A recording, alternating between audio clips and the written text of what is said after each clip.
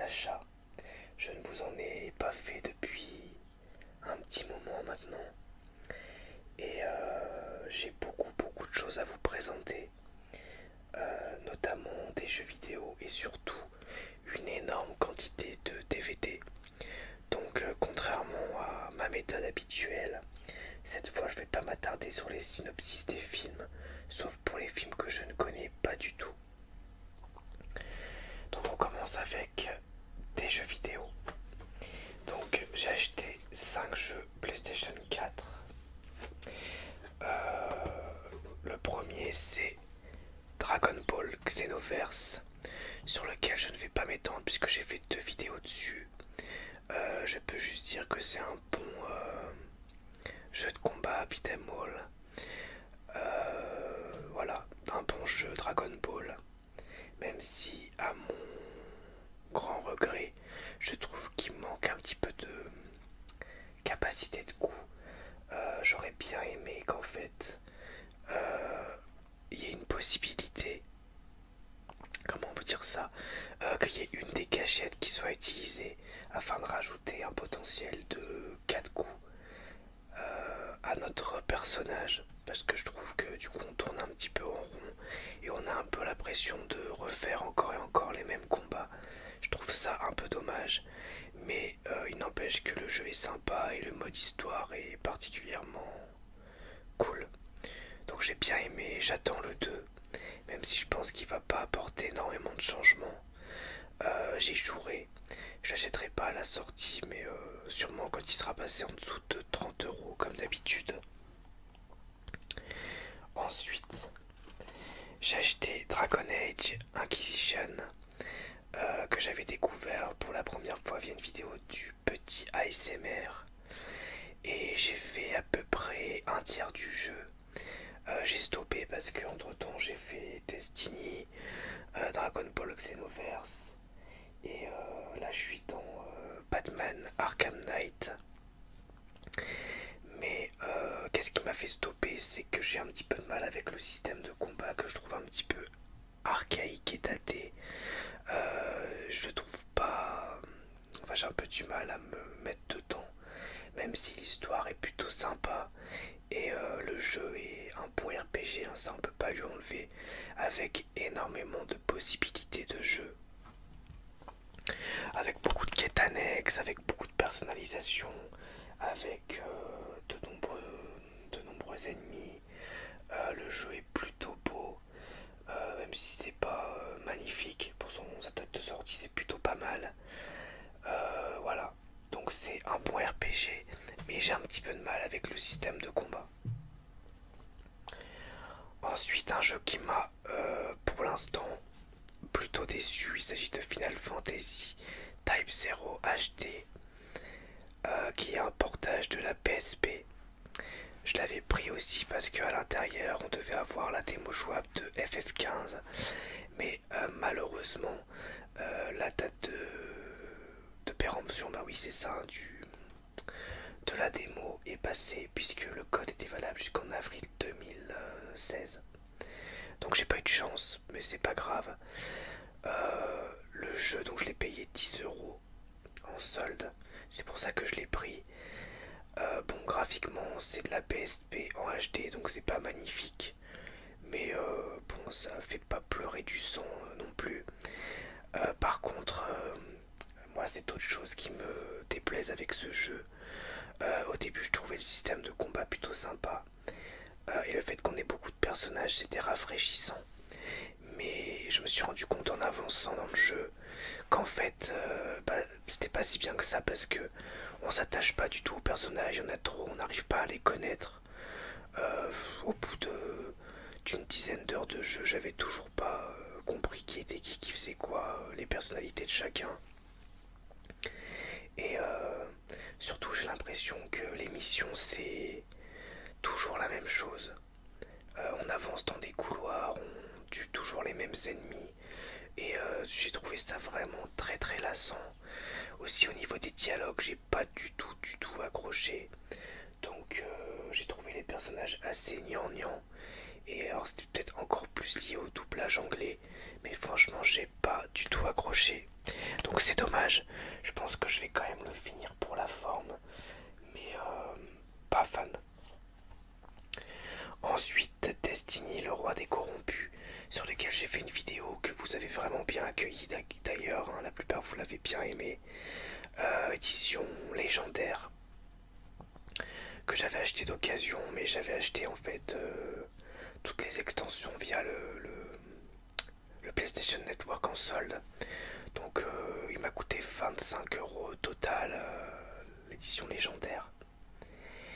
Et donc j'ai vraiment bien aimé, c'est un MMO FPS vraiment cool. Même si je trouve qu'il n'a de MMO un peu que le nom. Puisqu'en fait la plupart du temps, si on n'a pas de potes, on joue seul. À part pour les raids notamment, qui sont d'ailleurs très sympas. Mais j'ai bien aimé, surtout pour l'ambiance, le gameplay est vraiment sympa. C'est bien nerveux, il y a beaucoup de vagues d'ennemis. Par contre, je dirais que le moins, c'est le scénario, qui est pas forcément des plus passionnants. En même temps, on est dans un jeu massivement multijoueur, donc est-ce que c'est vraiment ce qu'on demande? Je sais pas. Mais l'ambiance, pour moi, fait le jeu et il fait le café, il n'y a pas de souci. Et le dernier jeu PlayStation 4 que j'ai acheté, c'est Batman Arkham Knight. Qui est sans doute issu d'une version collector, puisque vous pouvez voir le nœud peut être vendu séparément. Je suis à peu près là à 35% du jeu. Je pense à plus de 50% de l'histoire principale. Et je le trouve vraiment bien. Au-dessus encore du seul jeu Batman auquel j'avais joué, qui était Arkham Asylum. Vraiment, j'aime beaucoup. Je trouve surtout l'histoire principale très bonne, mais l'ensemble des quêtes secondaires sont sympas à faire. C'est un des gros plus, je trouve. Surtout que... Ouais, moi c'est souvent le défaut que je reproche au jeu, c'est qu'une fois l'histoire principale faite, on n'a pas envie forcément de terminer les jeux à 100%. Et là honnêtement je pense que je vais tout faire parce que tout m'intéresse. Chaque quête secondaire a réellement un intérêt avec des personnages propres, une histoire propre. C'est comme plein de petites histoires au sein d'une grande histoire. Ça je trouve ça très bien. Le seul truc qui m'intéresse pas dans le jeu, c'est récupérer tous les trophées de l'homme mystère. Bon ça je trouve ça un peu lourd. Et je trouve aussi un autre défaut, c'est que je trouve que le gameplay avec la Batmobile est un peu trop présente et que c'est pas la partie la plus intéressante du jeu. Je pense qu'ils ont voulu beaucoup axer là-dessus parce que c'est une des seules nouveautés. Donc ils se sont dit on va vraiment rajouter de la Batmobile à fond de balle. Mais au final je trouve que ça dessert un poil le jeu parce que beaucoup trop présent. Mais tout le reste, je trouve que c'est très bon, un très bon jeu. Ensuite j'ai acheté, donc je vous ai pas dit les prix. En gros ils m'ont chacun coûté 20 €. Sauf Final Fantasy Type 0 HD que j'ai payé 10 €. Je les ai tous achetés soit à Micromania, soit en vide-grenier, soit en solde. Voilà. Ensuite, j'ai acheté 3 CD. Des classiques du rap américain que j'ai trouvé à 50 centimes dans un genre d'Emmaüs. Non, à 1 € les 3, pardon. C'était 50 centimes l'unité, 3 €, 1 € les 3. Ice-T Return of the Real 6. The Ice Cube avec Freedom of Speech. Just watch what you say. Et House of Pain Rise Again. Donc 3 classiques du rap américain pour 1 € qui iront dans ma collection de CD. Ensuite, on continue avec les DVD. Donc là, il y en a vraiment à l'appel. Alien vs Predator Requiem pour 50 centimes que j'ai pris pour son prix pas cher et pour compléter la collection puisque j'avais déjà Alien vs Predator, j'ai tous les films Alien, j'ai tous les Predators. Donc sans doute un nanar mais bon, c'est pas grave. L'effet papillon, un film sur les répercussions que peuvent avoir nos choix sur le présent et le futur. Un film que j'avais vu il y a longtemps et que j'avais plutôt bien aimé avec Aston Kutcher et Amy Smart. Quand je vous dis que ça va aller vite, c'est que ça va aller vite. Doctor Who, saison 1, qui est neuve, et la saison est neuve. Je l'ai acheté en fait en vide-grenier pour 1€. Je pense que c'était un petit peu tombé du camion parce que le mec en avait beaucoup. Mais je ne connais pas du tout Doctor Who et plusieurs d'entre vous m'ont vraiment conseillé cette série. Donc je me suis jeté dessus en me disant que comme ça, si je voulais commencer, c'était le bon plan. Et Doctor Who, épisodes spéciaux, pareil pour 1€. Et on continue avec un film que je viens de regarder cet après-midi, juste avant d'enregistrer. Il s'agit de Halloween 2 de Rob Zombie. Halloween j'avais vu la version de Carpenter que je possède d'ailleurs, que j'avais beaucoup aimé. J'avais vu Halloween 1 par Rob Zombie que j'avais trouvé très bon. Je savais pas trop à quoi m'attendre avec ce deuxième. Je l'ai trouvé aussi très bien.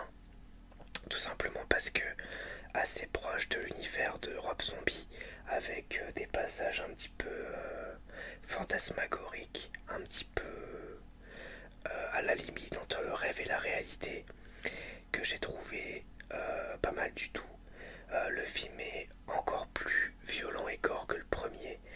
Même moi qui suis habitué aux scènes gore, là il y a des moments où j'avais un peu mal pour les personnages. Mais en tout cas, c'est un bon film d'horreur et un bon film de Rob Zombie. En tout cas, à mes yeux, même si j'ai lu des critiques qui disaient tout l'inverse, moi j'ai bien aimé et j'ai passé un bon moment devant. Ensuite, on continue avec Black Sheep.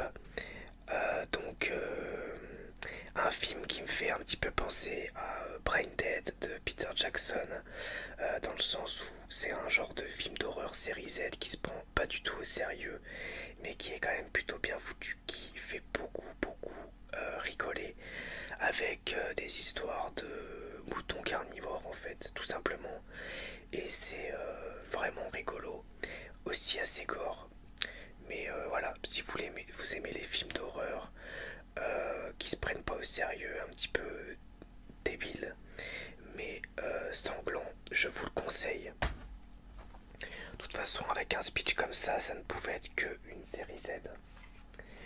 Ensuite, une série, j'ai acheté 5 de ces DVD là pour 4€ les 5.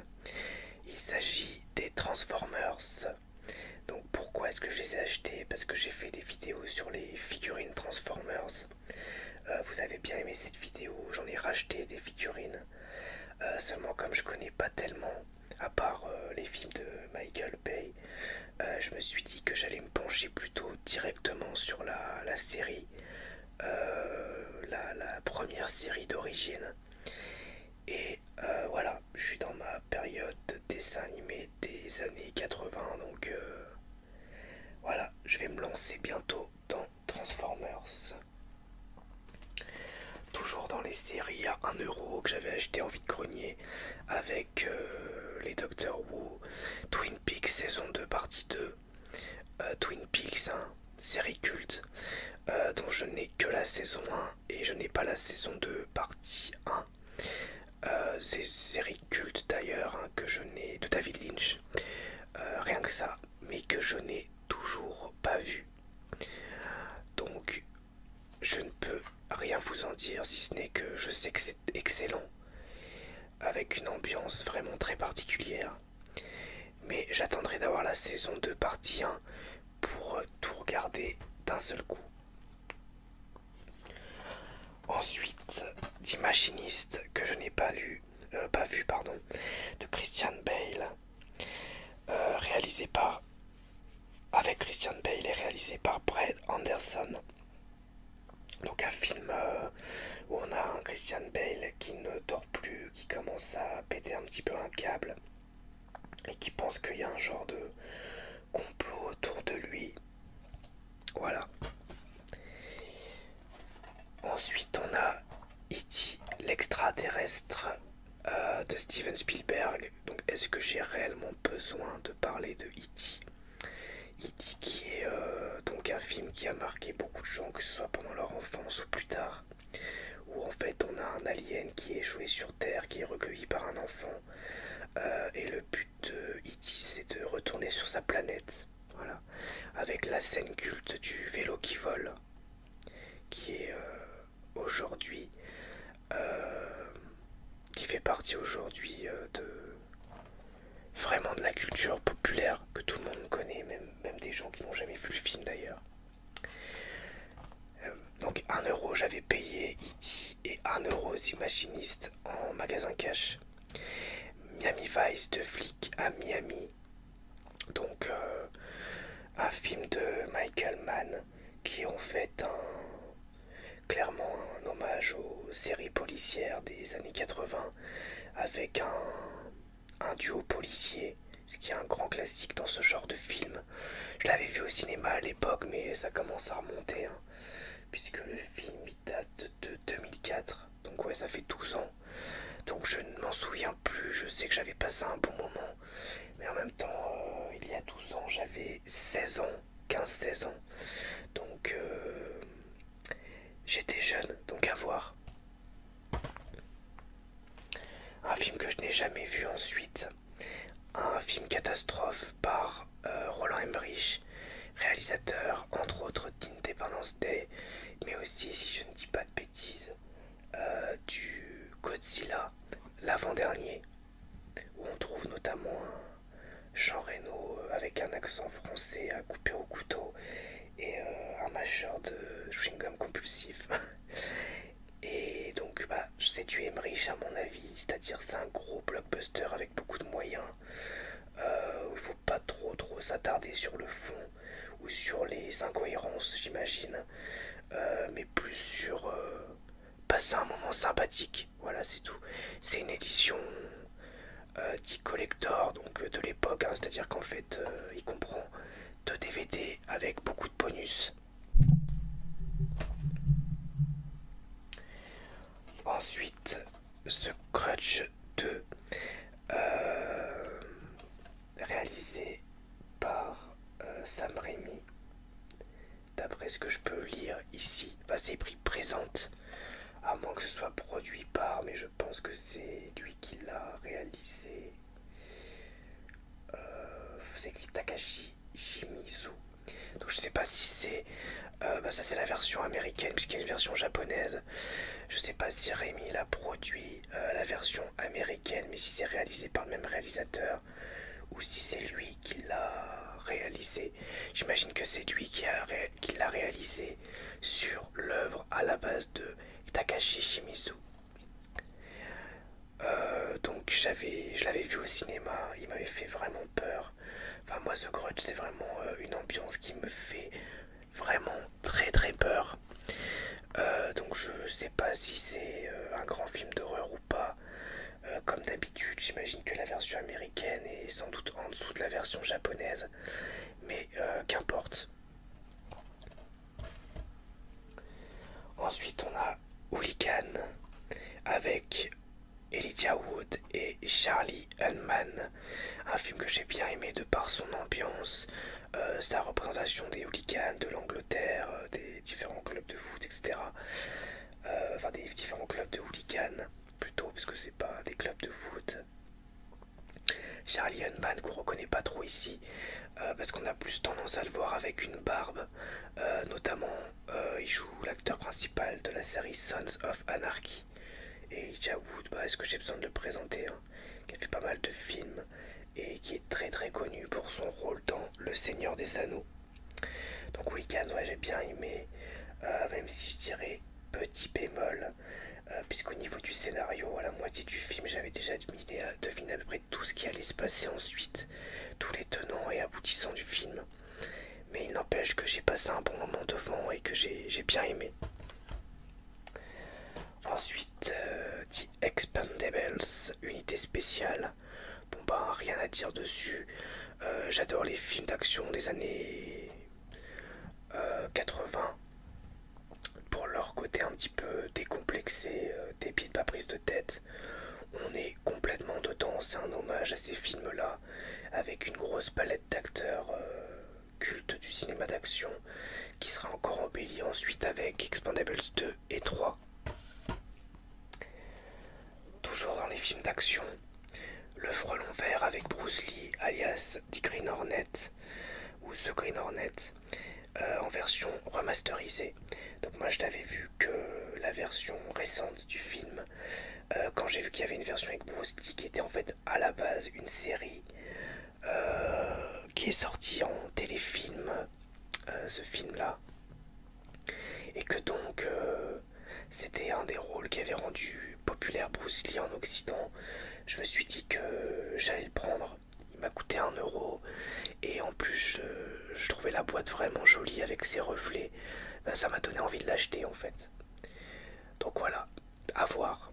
Bruce Lee dans The Green Hornet. Ensuite on a un dessin animé original DC Universe, Batman et Red Hood sous le masque rouge, qu'un des abonnés, je ne sais plus le nom, je suis désolé, m'a dit d'ailleurs que c'était un bon film. Et bah voilà, je ne connais pas du tout l'histoire, mais c'est du Batman, c'est du DC. J'aime beaucoup Batman, comme vous le savez, donc j'imagine que ça devrait me plaire et je devrais pas avoir de mauvaises surprises. Ensuite, Open Water en eau profonde que je n'ai pas vu. Pour ultra résumer le synopsis, 2 personnes coincées en mer, seules au milieu de l'eau, qui essayent de survivre.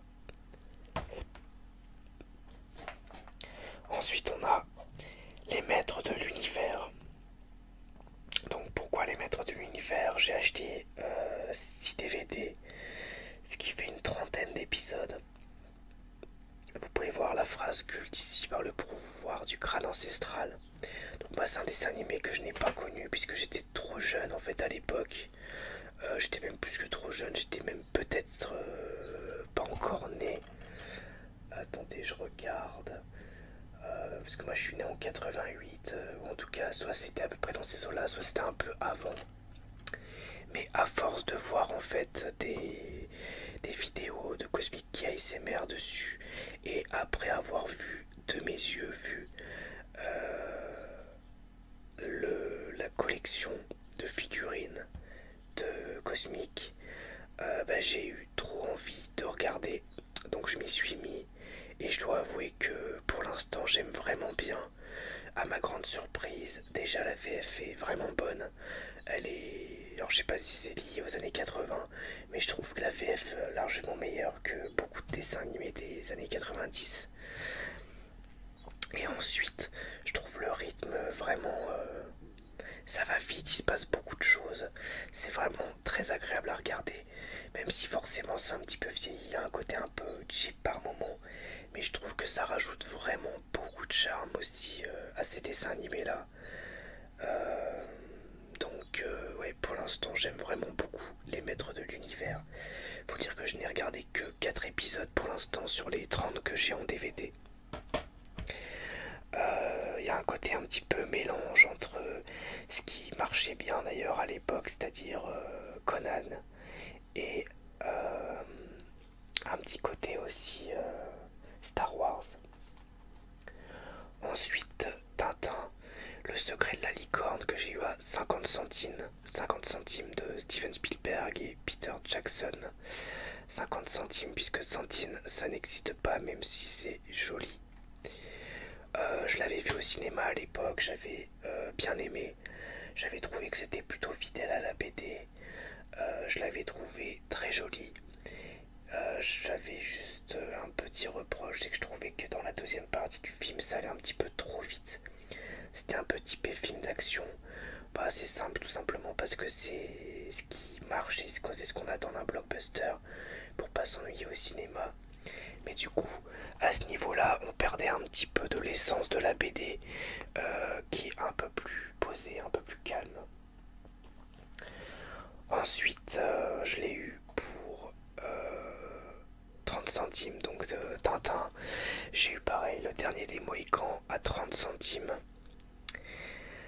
que je n'ai pas vu. Donc je ne peux rien vous en dire. Je sais que c'est un film très très connu, assez culte, mais que moi je ne connais pas. Je peux rien vous en dire. Le Cercle, The Ring 2. Donc moi j'avais déjà tous les rings japonais. J'avais le Cercle 1 et je n'avais pas le second. Donc c'est la version américaine ici. Du coup, je ne l'ai pas vu, je ne peux rien vous en dire. Je peux pas vous dire si c'est bien ou pas. Dans les versions japonaises, j'adore le 1, vraiment beaucoup. Mais j'avais pas du tout aimé le 2. Je l'avais trouvé assez inconsistant, assez mal foutu, assez ennuyeux. Je ne sais pas si celui-ci suit la trame ou pas. J'imagine que comme c'est une version américaine, l'ambiance doit être un peu plus typée blockbuster. Ensuite, Hunger Games, que j'ai vu mais il y a longtemps et que j'avais d'ailleurs vraiment bien aimé, même si j'avais pas pu m'empêcher de penser à un Battle Royale un petit peu aseptisé à l'époque de sa sortie, parce que je ne connaissais pas les livres et puis que bon, je savais pas qu'il allait avoir autant de, enfin, qu'il allait avoir toutes les suites, etc. Mais bon, je pense que ça serait un peu facile de dire que c'est un Battle Royale américanisé, parce que en soi c'est pas vraiment ça. Voilà, j'avais bien aimé, j'en ai un bon souvenir, même si je l'ai pas vu depuis longtemps. Ensuite, un livre, c'est Emily ASMR Rose qui m'a donné envie de l'acheter. Je l'ai trouvé dans un Emmaüs à 50 centimes. Donc le journal de Kurt Cobain, le défunt leader de Nirvana. Donc en fait son journal intime édité en livre. Bon, éthiquement je sais pas trop s'il aurait été d'accord ou pas, Kurt Cobain, avec ça, mais en tous les cas je l'avais lu il y a longtemps, pendant mon adolescence, et je l'avais trouvé vraiment intéressant. Il y a Emily donc qui a fait une vidéo où elle lisait un extrait du livre que j'avais beaucoup aimé. Et du coup ça m'a donné envie quand je l'ai revu là de l'acheter. Et je me suis dit pourquoi pas vous en faire une vidéo où je vous lirai des extraits que je trouve particulièrement intéressants sur le personnage, sur la personne. On continue avec American Nightmare. Un genre de thriller plus qu'un film d'horreur, que j'ai bien aimé, que j'ai découvert avec ce DVD puisque j'avais vu seulement le 2 au cinéma. Il est en dessous du 2, tout simplement parce que je trouve que le 2 exploite mieux le concept, puisque le 2 se passe plus dans les rues. Donc pour l'histoire, pour ultra résumer, c'est en fait, il y a la purge qui est une nuit entière aux États-Unis où tous les crimes sont autorisés. En gros, tout le monde peut faire ce qu'il veut, tout le monde peut tuer tout le monde, il n'y a plus de loi, il n'y a plus de police, les hôpitaux sont fermés. Et du coup, dans le 2, on est plutôt axé sur ce qui se passe dans la rue, alors que dans celui-ci, c'est un huis clos dans une maison d'une famille assez riche, assez bourgeoise. Il n'empêche que j'ai quand même passé un bon moment devant le film. Il y a pas mal de retournements plutôt sympas et c'était vraiment convaincant. Donc American Nightmare 1, j'ai plutôt bien aimé, je lui mettrais un 6 sur 10. Le 2, je lui mettrais un 7 sur 10. Et le 3 qui va sortir au cinéma, en fait pour l'instant la bande-annonce me fait pas particulièrement envie, je dois avouer. Je sais pas pourquoi, mais je sais pas, ça faisait, la bande-annonce faisait un peu trop. Alors c'est peut-être l'aspect justement bande-annonce qui fait que c'est un teaser, donc le but c'était de teaser. Même si teaser je sais pas si ça se dit. Enfin, quand à Grenoble, disait c'était boire de l'alcool, enfin ici aussi d'ailleurs. Bref, mais en tous les cas, j'ai bien aimé et je l'ai trouvé celui-ci en vide-grenier au prix de 50 centimes. Donc à ce prix-là, j'allais pas me priver. Toujours à 50 centimes et pour compléter ma collection de films de super-héros et plus particulièrement de films Marvel. De films Marvel d'ailleurs tellement mauvais qu'ils ont même pas osé mettre le logo Marvel sur la boîte. Ghost Rider, l'esprit de vengeance, qui est en fait tout simplement Ghost Rider 2. Alors apparemment encore pire que le 1. J'ai du mal à imaginer comment c'est possible de faire pire que le 1, mais apparemment c'est possible. Donc voilà, Ghost Rider 2, l'esprit de vengeance.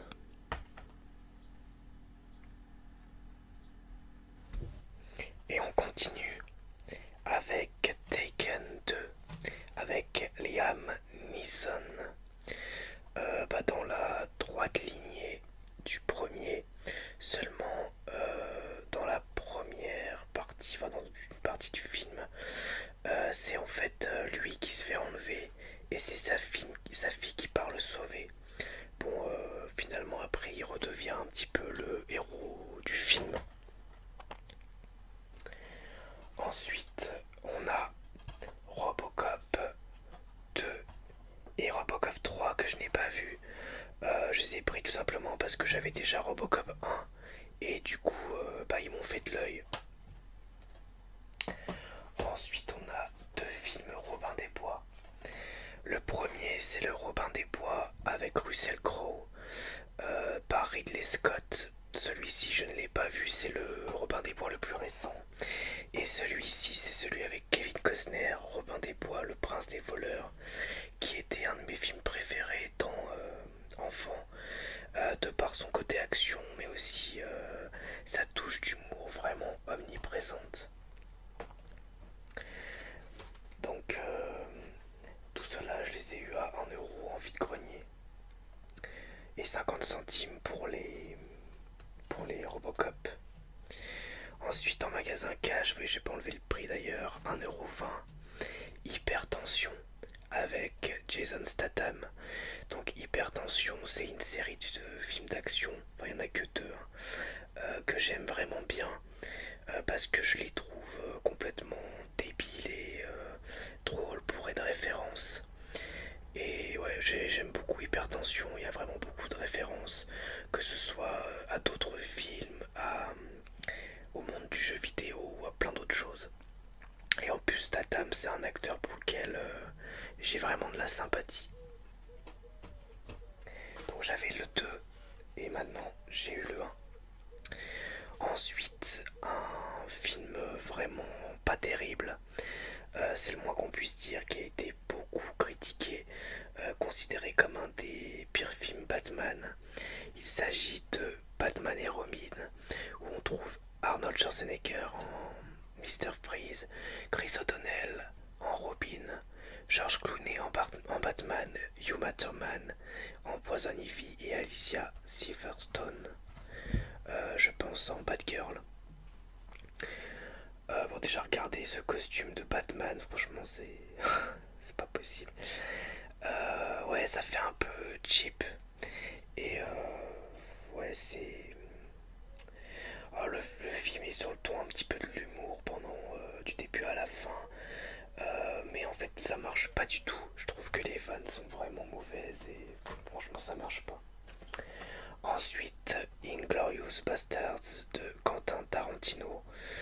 Est-ce que j'ai besoin de présenter ce film qui se réapproprie, on va dire, l'histoire? Je peux pas en dire trop pour pas vous spoiler, mais il y a pas mal de scènes marquantes. Donc ça se passe pendant la Seconde Guerre mondiale. Voilà, bon, c'est un petit groupe de commandos résistants, on va dire, qui fait face à l'invasion nazie. Ensuite, on a Casino Royale 007, donc le premier James Bond de la dernière saga que j'ai eu à 1,20 € en magasin cash. Tout simplement parce que je l'avais déjà, mais en fait le DVD était mort et j'avais pas fait attention. Il ne fonctionnait pas, donc je l'ai racheté parce que c'est mon James Bond préféré. Clairement, c'est vraiment celui que je préfère. Je trouve qu'il a une ambiance super, il introduit vraiment bien le personnage de James Bond. Et je trouve que Daniel Craig fait un très bon James Bond. Ensuite, toujours pour 1,20 € dans La Brume électrique, un film de Bertrand Tavernier avec Tommy Lee Jones. C'est un thriller, un film policier, je crois, qui apparemment se distingue vraiment pour son ambiance, mais je ne l'ai pas vu. Ensuite, on a The Descent. Donc là, c'est la partie 2. La partie 1 est là. Donc attendez, je vais vous la sortir de vous. Elle est là. Donc The Descent partie 1 et partie 2. Le premier du nom est vraiment un bon film d'horreur. Avec un côté vraiment oppressant. Je pense qu'il ne faut pas le regarder si vous êtes un petit peu claustro, parce qu'on est beaucoup dans le noir, beaucoup dans des endroits un petit peu exigus. En fait, ce sont des filles qui font de la spéléologie, qui sont coincées et qui se retrouvent donc coincées dans des avec des espèces de monstres, quoi, tout simplement. Et ce dessin de partie 2 que je n'ai pas aimé, tout simplement parce que un petit peu plus nanar et on a moins l'effet de ce sentiment d'oppression, ce sentiment de surprise et cette peur de l'inconnu, tout simplement parce que on connaît déjà les bestioles et du coup ça fait beaucoup moins peur, forcément. Ensuite, Les Infiltrés par je sais pas si on dit, on va dire Martin Scorsese, donc avec DiCaprio et Matt Damon, deux acteurs pour qui j'ai une grande sympathie, et Jack Nicholson aussi. Donc mention spéciale à DiCaprio, vraiment que j'aime beaucoup, vraiment un très bon acteur qui a toujours très bien choisi ses rôles. Et donc j'aime beaucoup aussi Scorsese, comme vous le savez, notamment je suis un fan de Taxi Driver. Et ce film, donc je ne l'ai pas vu, mais il m'a l'air vraiment bien. Ensuite, Hellboy 2, la suite de Hellboy, que j'avais bien aimé, qui est un film de super-héros un petit peu atypique. Superman, trouvé en vide-grenier. Superman, donc des années, je pense, 80, je sais pas si j'arrive à trouver. 78, ouais. 78 le film, donc forcément il a quand même vieilli, hein. Je sais pas si vous voyez un petit peu les images, mais bon, on peut le voir. Incassable, un film sur un homme qui est le seul à survivre d'un accident, avec toute une référence notamment au film de super-héros, enfin l'univers des super-héros et plein de choses, avec un côté réaliste.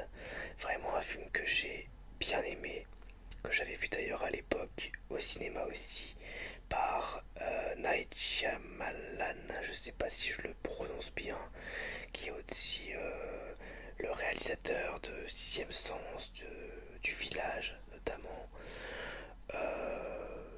de After Earth malheureusement, de Signe et puis encore d'autres films. Stalingrad de Jean-Jacques Hano.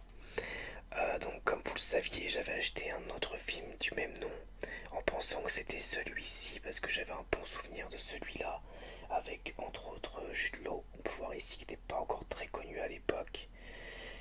Et en fait, c'était pas le cas. Le film que j'avais pris, c'était un film russe, alors que ici, excusez-moi, je me fais est auto-baillé. Alors que ici, bah non, bah ce n'est pas le cas. Donc un film qui oppose en fait deux snipers pendant toute sa durée. Voilà. Je crois qu'il y a un sniper allemand et un sniper russe. Ouais, c'est ça, exactement. Je vous dis pas de bêtises. Ensuite, on a un Blu-ray d'un film qui s'appelle The Box avec Cameron Diaz.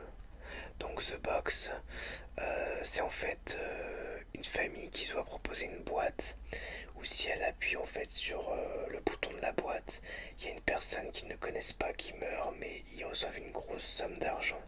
Donc après le dilemme c'est appuie, appuie pas, appuie, appuie pas. Et s'ensuit en fait beaucoup d'autres questionnements sur l'être humain. Donc j'ai bien aimé, même si c'est un rythme assez particulier, ça change un petit peu des films qu'on a l'habitude de voir. Et j'ai trouvé le traitement plutôt bon, même si assez sombre. Ensuite, on change complètement de registre avec Jumanji, avec Robin Williams, qui est malheureusement depuis décédé. Un film que j'aimais beaucoup et que j'aime toujours beaucoup, que j'ai redécouvert avec ce DVD et qui a bien vieilli, je trouve. Il a vraiment bien vieilli. Ça m'a pas piqué les yeux de le revoir, malgré les effets spéciaux qui datent. Il est bourré d'humour, il est bourré de surprises, il est vraiment génial. J'ai vu que The Rock, enfin D-Rock, allait faire un remake de ce film. Et franchement, j'ai du mal à voir en fait l'intérêt de faire un remake. Tout simplement parce que je trouve que le film, ouais, comme je vous l'ai dit, il a bien vieilli. Et en plus, même si j'aime bien D-Rock, je trouve quand même que il est spécialisé plutôt dans les films d'action. Et j'ai un peu peur du résultat, quoi. Franchement, bon. Et puis bon, j'en ai un petit peu marre des remakes, il faut être honnête. Donc il reste 3 films. Donc The Truman Show avec Jim Carrey, qui est un des films que je préfère d'ailleurs avec Jim Carrey, dans ces films un petit peu comiques, ces comédies, qui est en fait la télé-réalité avant l'heure, puisque c'est un homme en fait qui a grandi dans un genre de faux village. Et en fait, tout le monde l'a observé grandir. Et sauf que toutes les personnes autour de lui sont des gens qui sont comment des acteurs quoi. Voilà. Et en fait, il le sait pas.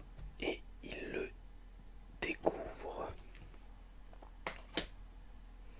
Shutter Island pour 1,90 € avec Leonardo DiCaprio.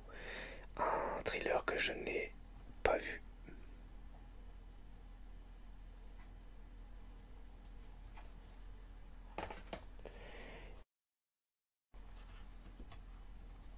Esther.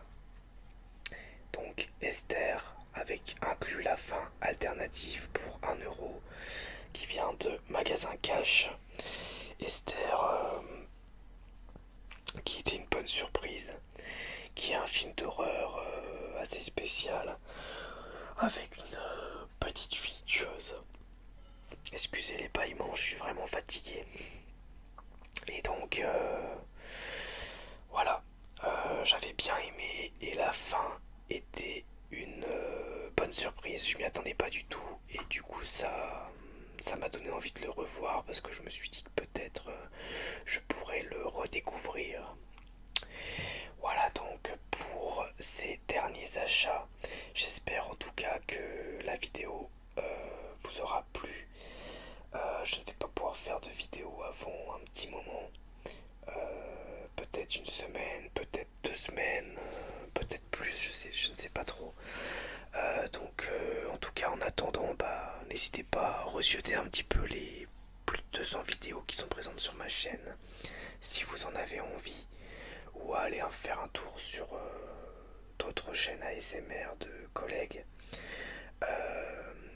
à ce propos, j'ai découvert récemment une chaîne qui s'appelle Curie ASMR. Je pense que je le prononce mal, mais c'est pas grave.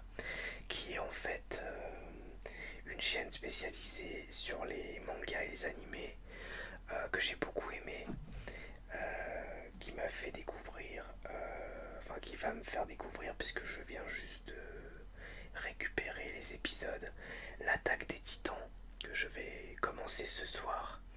Et donc vraiment j'aime beaucoup ces vidéos.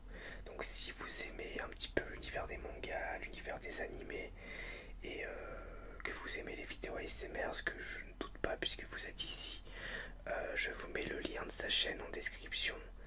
Et voilà, c'est vraiment bien. Bon bah écoutez, en tout cas je vous dis à bientôt pour une nouvelle vidéo ASMR. Au revoir et merci à tous.